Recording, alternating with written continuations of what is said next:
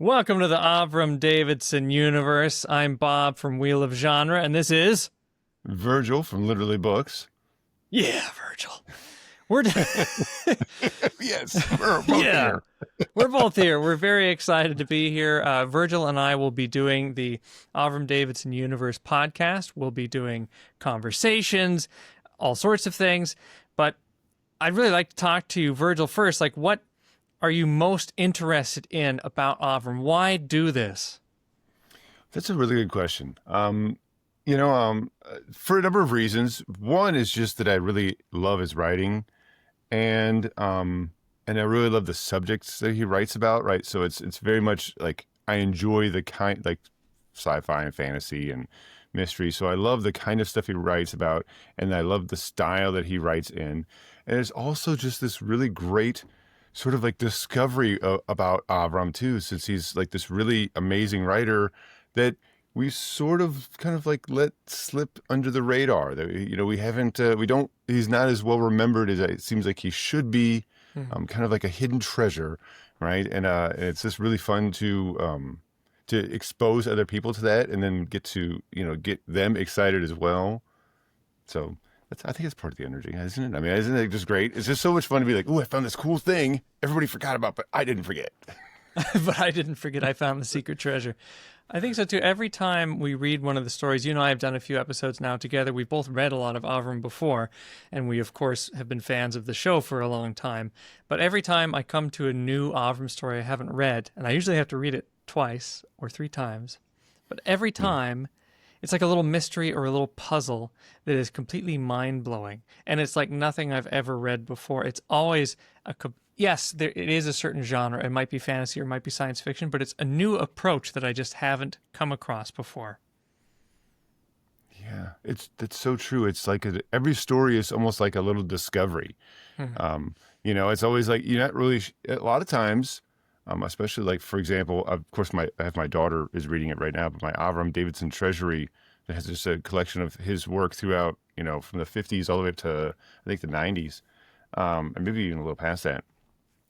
You never know what the story's going to be, right? And it could be anything. You really don't. And you're just kind of like, after a while, you're just kind of like, well, I trust him to show me something great. And every time it's like, well, that is so unlike the last thing I read, and it's so good. So you're just like, this is great. It's like have you ever tried to read a book and you don't know anything about it, and maybe like it's even missing the dust jacket? You just sort of pick it up and start reading it, and it's like, what is this? This is so cool. It's like that every time. Sounds like the beginning of a horror movie, Virgil. You find this unmarked book in a dark alley. A good one, though. Is it good? Right, you're not in the horror movie. All right, you're just, okay. Willfully reading about it, not in the horror movie. Virgil, I'm curious for you, what makes good writing? Because you and I have both, in the episodes we've done, in the stories we've read, we said, wow, that is good writing. But for you, when you read this, what are you really seeing that's like, wow, this is really special? What is calling to you in these stories?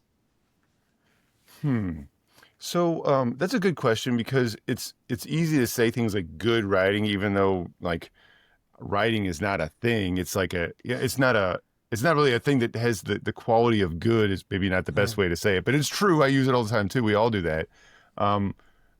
So I guess what we mean is writing that is well done or whatever. Just splitting hairs. Anyhow, what I mean to say, instead of getting into some sort of weird literary, like talking about the word, it's writing to me that is trying to make a really good picture in your head, to really convey, like, you seem to be in sync with what the writer is trying to talk to you about.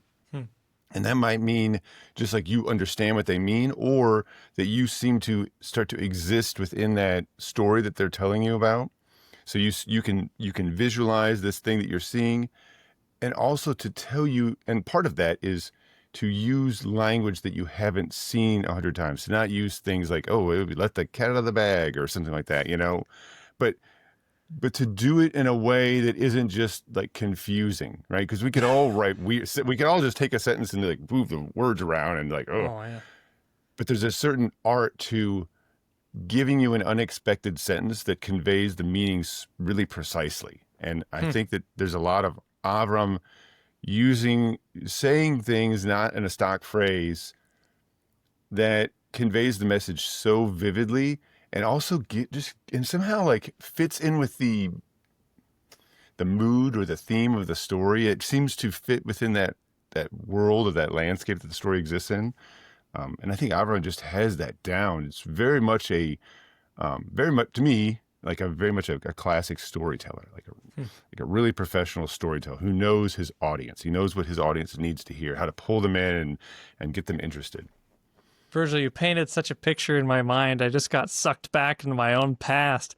I was thinking, I had this really great coworker, and he wrote a really terrific, incredible book called Fictional Film Club, and I highly recommend it to anybody. It's just this, this tour of films that do not exist. Extremely good. Idea.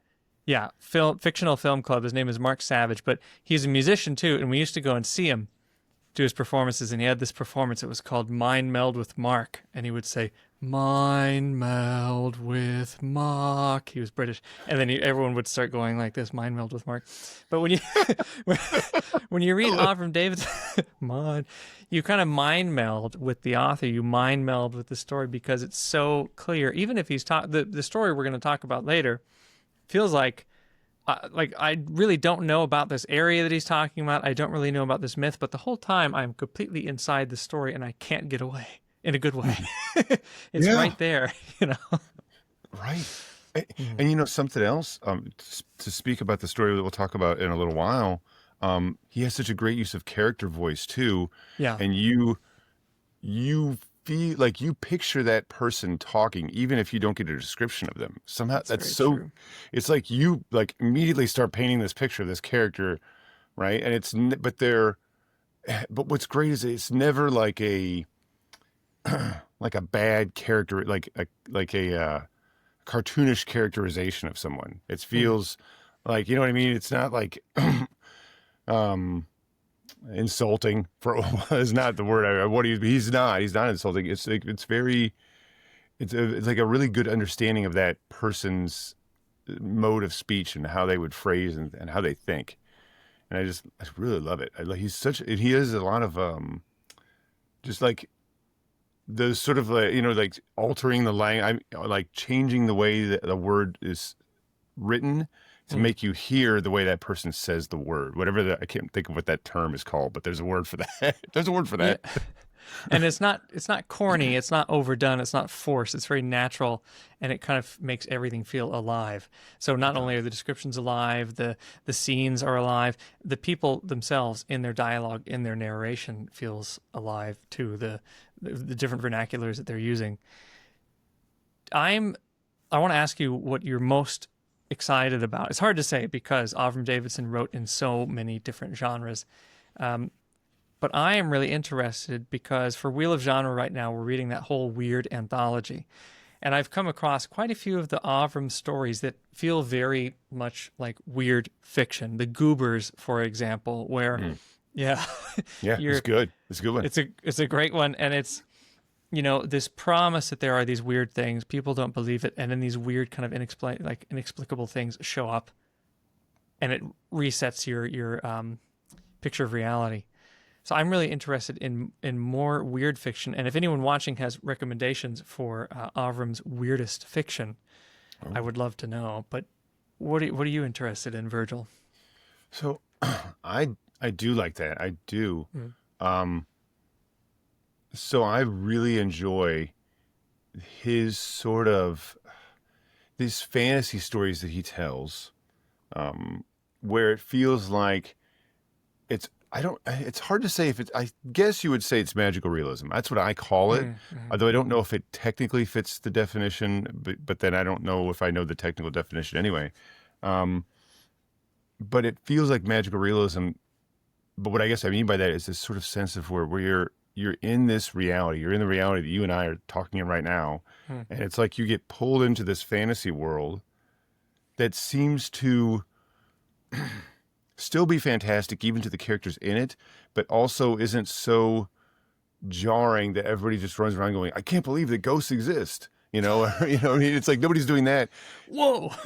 Yeah, you know what I mean? It's like people, it's like, it's still kind of like, this is a story about a ghost or something, but but they're not quite like just scared of it, or not like in terror the whole time. It's like this, it's like, it's hard to say if this is, it's hard. It's like this line between what's reality and not, it gets a little bit blurred, and you sort of, and then you find like, I'm way into a fantasy world at this point. Like I'm all the way into fantasy. And then it's like, you get pulled back out into the mundane again. And it's like this beautiful sort of like the tide coming in and the tide moving out. And it's just like so great. It's so wonderful because it just makes you feel like, it's just so wonderful to be like, I can't believe we're back into this regular fiction again. And I love his like fantasy. So like the Lime Killer stories are the ones I think of, or like that really wonderful story, The Hills Behind Hollywood High. Just those are so good, and I just love that. I love that energy, and then the whole time the writing is good and funny when it needs to be, but never It's funny. like a comedy. Or well, sometimes they're comedies, but you know if it's going to be a comedy, and sometimes he uses the comedy to make it grim, right? Like the Goobers. Grim goobers, grim spooky goobers. What you were saying just reminds me of one of the stories we read recently, and don't forget the one Red Rose. And we were talking about it, saying, okay, it's in this mundane apartment, and this guy who has a terrible life, he's just moving stuff all the time. He's moving these boxes for people, and he goes into this bookstore that just appears one day, and it just says bookstore. But he goes into this bookstore on like the fourth floor of an apartment, and it's not Slipstream, it's not Portal Fantasy, but it almost feels like it.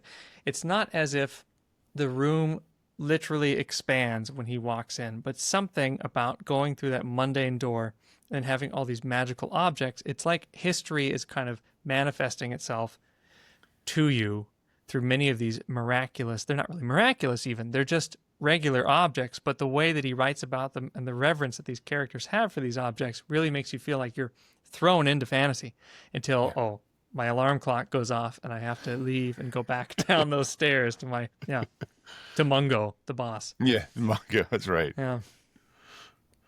Yeah, and you know what? And there's a sense too, especially with that, of the character sort of like it's a history that you're discovering. Like it's not as though this thing has suddenly come into being. It's like it's always been there. Like maybe it's always been this way in South America. You just never knew it, and you don't live, and you're so disconnected, and we're so disconnected, I guess, in our modern life, that we didn't realize that there's these like this literal magical world that exists at the same time as we do on our planet, or something, and it's just this sense that if you go there, you can find it, or that this creature really did live. These strange creatures really did exist, and they really were like this. And it just sort of like, I don't know. It's like discovering that those parts of history that you read about in Herodotus were real, and they've been real this whole time. And it's just, you just didn't explore far enough, or it somehow gets obscured. I just love it. Virgil, I'm so happy to hear you say that. I have got so many things to say to you in the next episode about weird beasts. This is going to be great. It is. I wanted to ask you again, too. Oh, my God, what do I want to ask you, Virgil? I'll cut this so it's not embarrassing. So I'm a Cancer. Do you like long walks on the beach? I do. I do. How did you know? Jeez. It's like you're reading my mind. What was I going to say? Well, here, I get to ask you something. Sure. I don't know what I'm going to ask you either, but I'm going to figure something out real fast.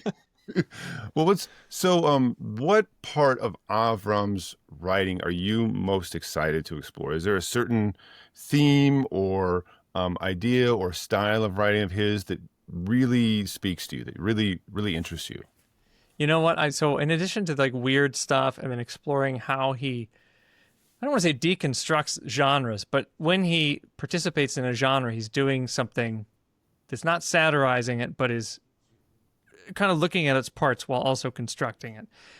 So I'm excited for that. But another thing is I'm really excited for the the unhistory stories. You've said before, you've read about Avram being like, other writers would talk about him being Google before there was Google, because they would call him up and say like, look, Avram, can I get some detail about, his breadth of knowledge was so impressive. And I think that's an element that makes it feel magical too. Like you said, you didn't know there's this fantastical thing going on in South America. Oh, he has all of these bits of history, and he knows how history turns into myth or history turns into legend. And he's playing with that and doing it in his own writing too, taking mundane details, taking exciting details and turning them into these fantasies. And it's just crazy because there was no Google. Yeah. He just knows all this. Yeah. Yes, you're right. And that's something it's probably very hard for someone. It might be hard for a modern audience to understand this, but for example, that essay, Who Fired the Phoenix? And he sort of traces down the historical precedent for that myth, like how that myth might have come about, how real things, like not that the Phoenix is a real creature, like it was like that literally, the myth that we know, like literally happened the way it's presented in like Harry Potter or something. But more that like, that has like actual like birds doing certain bird behavior and traces all that stuff down. And you realize that he like went to the library and found these books and read them and absorbed like what seems like 10 or 20 years worth of knowledge, and then like condensed it and boiled down and added a little of this and a little of that. And then he got this essay, which is just amazing. And he takes you on this path for like, I think it like ties into stuff, articles written in Australia. And he read all this stuff. He read and he found all these like over years collected this.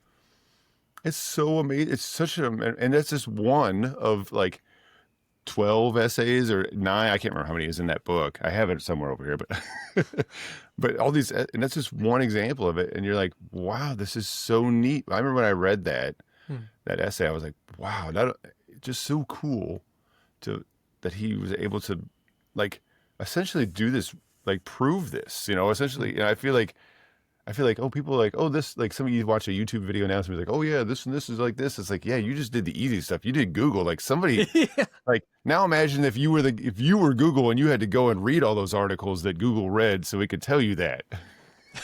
Imagine you were Google. Imagine if you had to be Google, like he had Google's job before Google had to take over his job.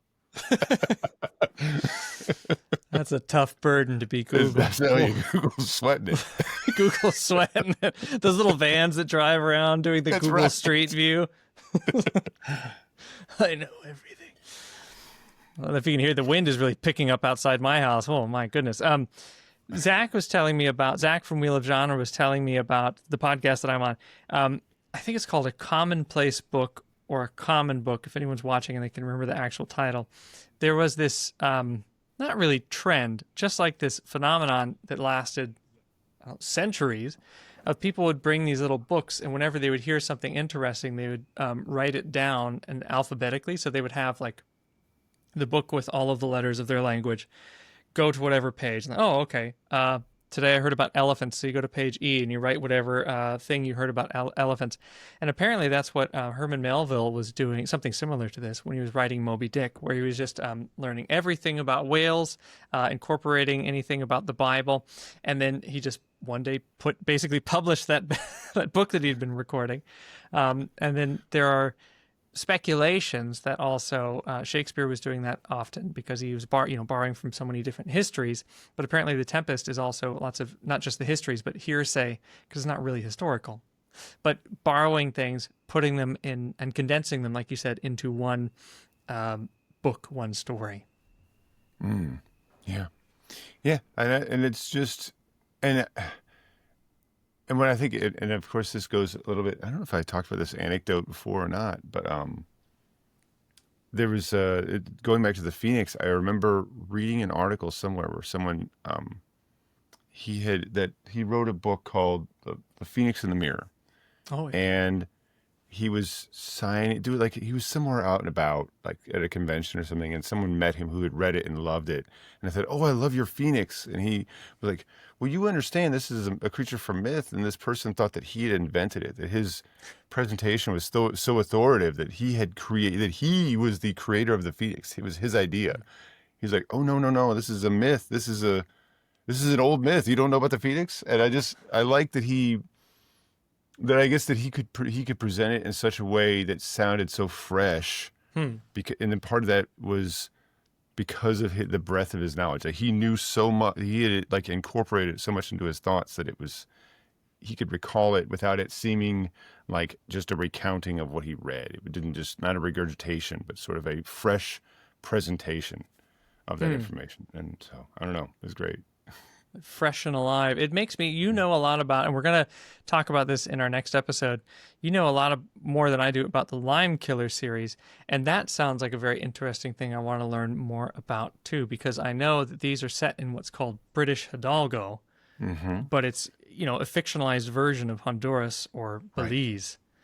You know, British Hidalgo doesn't exist, but he's bringing all of these elements of history and kind of, it's like almost doing an alternative history, but that's just kind of the setting and the backdrop. This is interesting to use all of these histories, put them together, and then kind of just let it be and tell the story. He sort of like gets this world going, right? And talks about it in such a way, talks about so many mundane things that you feel as though, well, he did live in that area for, I don't know for how long, but I think he did live in Honduras for a while. I think it's where he met Lucius Shepard, but I'm not sure about that because he was Lucius Shepard's teacher, like writing teacher for a little while. Whoa. Yeah, for a very short time. But yeah, then that's how they became friends because they were friends throughout their lives. And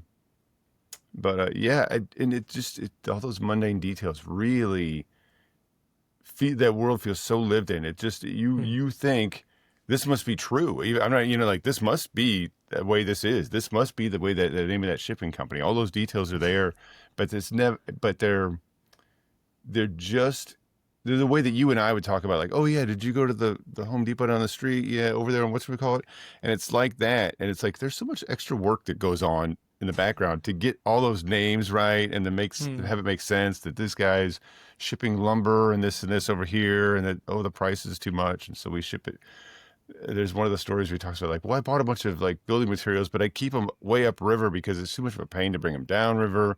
And they never go and get those materials. It's just a conversation they have, and the story moves on. He's like, well, I guess I'm not going to get that. So he keeps going. Forget the materials. Yeah, he's like, well, okay, I'm going to get somewhere else. But I really think it's so much fun. So those are so great. That's one example. And there's so many of his novels too that look so cool. And I really like the way in part of his history, he also does a lot of stuff with like fairy tales and myth. I feel like there's stuff like that. I'm interested to see what he does with those, because he does interesting things with them that I've seen so far. Well, Virgil, let's talk about the podcast a little bit as the typhoon rages. I don't know if anyone can hear that, but I can't hear it, but that's okay. The typhoon rages, and then the window's creaking. But, oh, geez. But let's keep going. You get swept away in a wave or something. I don't know. Yeah. Virgil, see you next time. Well, that would be a finale for sure. We don't want that kind of finale for real. Might happen. So for our plan, I think, so Seth Davis is Avram's godson, and he has done so much work already on the podcast to make it happen, to get all of these stories published, and it's been really exciting, and it's also a privilege and very fun to be a part of this and to continue and keep it going.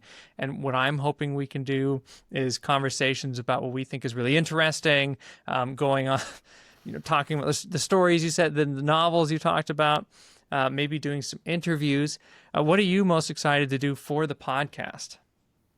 So I love the idea of first, I think it'd be great to go through and like gives people some places to start, apart from just say, go read this book. Like, here, read this, try this story and this story and this story, and this can give you some places like, oh, I really like mysteries. Well, here's a couple of Avram mysteries. So I think that'd be great. I love the idea of like exploring the way he uses myths. I know there's a few stories that he's written that talk about like the Sleeping Beauty myth. So I think that would be a super fun thing to delve into that myth and look at how Avram like interacts with it. And then I'm really interested in things like other people who have worked with Avram and knew Avram and sort of getting anecdotal stories and maybe like a little bit more background on him and sort of see how maybe that informed his fiction, and just hear other people's opinions about Avram. And then also, I'd love to read some and talk more about Avram's sort of like editorial work and critiques and stuff. I know I think one of the more recent episodes, St. Joshi was on, and there was a little bit of audio in there of Avram critiquing Lovecraft, which is right. Some people be like, "What?" So cool. Yeah. But it's a great. I think it's more of a critique of August Derleth, but who had cooperated with Lovecraft by finishing taking all these little Lovecraftian tidbits that he had, like 2 sentences, and like writing the whole story and say, "Oh, it was a collab with me and Lovecraft." It was. And Avram was like, I think the Derleth is altogether too sane to write like Lovecraft or something like that. Altogether too sane. I think that it'd just be so much. I think there's so many fun avenues to explore. It might seem, like one writer. Is there that much there? I think there really is. I don't think you could do something like this with every writer. I just don't. But he not only is he have a large catalog to explore, he has a lot of variety. That's I think what's great is that it's like you really do get. And especially we'll take that Treasury, right, which is sort of like a collection of some of his work, short work. You do get so much variety, so much. So, and I'm most excited about exploring his novels because I've not read any of his novels, and there's some of those that just look outstanding. It looks so good. And some of his work with Grania Davis as well. That she's got some stuff. I think we might even delve into that a little bit. I think that'd be super fun. That would be really cool. And the crazy thing is, Seth says that he's still finding stuff. So we're like in the middle of finding more and more of this gold mine. Right. Yeah. He like drops. He's like, "Oh, I think I have this thing that was never published," and we're like, "Whoa." Yeah. I'm like, really? This seems cool. Yeah, it's such a cool position to have too, right? You know, I think we talked a little bit about maybe trying to even do some sort of like a biography episode, just sort of go through and do that. Maybe see if we could find some old pictures of Avram. I just think that would be so much fun, you know, just, you know, a really cool and entertaining sort of just exploration of who he was and the things he did, because he did a lot of really interesting stuff. Well, ahoy, Virgil, set sail. Ahoy. Full speed ahead. Wait a minute, now this will be the point where the wave comes in again. Yeah, like, oh. I'm sailing, Virgil, I'm sailing. I let the typhoon do the work. You do that, and then what needs to happen is you have to come into the steed and come back here. We have to have someone edit you to walk like, "Hey, what's up?" At the very end, like the it's swept you all the way here. Yeah, I swept all the way here. Oh. All the way to the middle of America. All the way, yeah, just right behind you. Oh. That was a I think let's move on. Let's go to the next episode. I'm excited. So. Let's do it, and expect to see more of me and Virgil. Virgil from Literally Books and Bob from Wheel of Genre, and we're excited to be here. And I'm going to say it again. Ahoy, Virgil! Ahoy! Avast! Ahoy! Avast! Shiver me timbers! What-ho! What? Adventure! Adventure, yes.